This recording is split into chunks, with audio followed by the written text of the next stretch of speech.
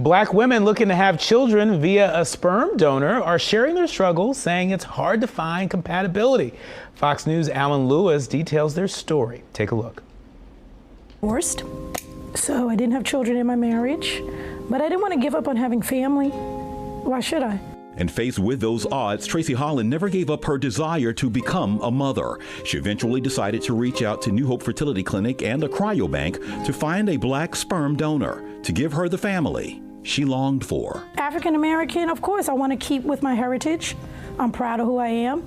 And not even that, I want to keep within the scope of what my family looks like. You know? But Tracy was in for an awakening. The availability of black sperm was slim to nil. I had 4 options. That's not saying much in a 10-year span. It's just hard to get. They just aren't out there giving sperm. Dr. Michael Thomas is president of the American Society for Reproductive Medicine. Analysis published by the Washington Post in October of 2022 found that black men account for less than 2% of sperm donors at cryobanks nationwide. Research on the shortage found a common denominator to be generational medicinal mistrust within the black community, particularly among men. The thought process is that African Americans don't want to go to the doctor, don't want to participate in trials, don't want to donate anything unless they absolutely have to, unless there's a family member involved.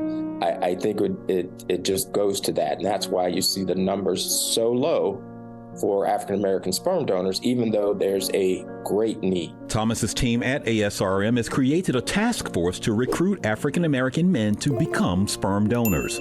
Because what happens is that people who do want African American sperm may have to settle for dark complected a person of another race when that's not what they had thought about when they tried to put together their image of what their family should look like. And cryobanks across the country are also stepping up outreach efforts to attract donors of color. Scott Brown is vice president of strategic alliances for California Cryobank, one of the leading sperm banks in the world. We've reached out to fraternities to have their members potentially apply and join our program. We've planted ourselves in cities that have higher populations of African Americans. But Brown admits one of the toughest tasks for any sperm bank is being asked if there's any black sperm and having to say no. We have international demand around the world because most sperm banks around the world have no African American donors. And so we try not to turn people away. We certainly have a couple of donors, and we always have more donors becoming available, but we certainly are not meeting the demand either domestically or worldwide. As for Tracy, her 10-year journey to have the family that she wanted came to fruition last July when she delivered a healthy and beautiful 6-pound little girl. When the time is right, she'll explain to her daughter how she came to be. But for now, Tracy is just looking forward to May and Mother's Day, which will finally be a dream come true. Kind of have a party, a big dinner.